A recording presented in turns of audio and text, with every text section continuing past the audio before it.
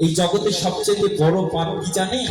নির্বাচন করেছেন জগতে সকল পাপের ক্ষমা আছে, সকল অপরাধের ক্ষমা আছে, কিন্তু একটা পাপের কোনোদিনও ক্ষমা হয় না, সেটা হচ্ছে ভ্রূণ হত্যা। যারা গর্ভের সন্তানকে হত্যা করে, প্রমাণ মহাভারত দিয়েছে।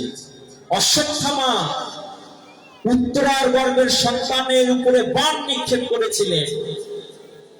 ভগবান শ্রীকৃষ্ণ সকলকে নিধন করেছেন, কিন্তু সেই অশ্বত্থামাকে নিধন করেননি।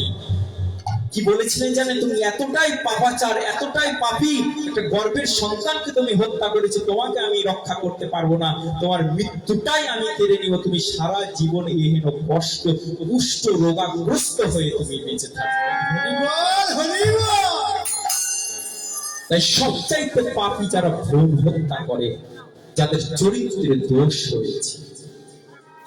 দেখুন, এর পাপের কি খণ্ডন নাই? বলছে এর পাপের খণ্ডন হয়ে কখন হয় জানে? এই পাপীর হস্তে পাচিত অন্ন, বর্ষিত অন্ন যারা গ্রহণ করে,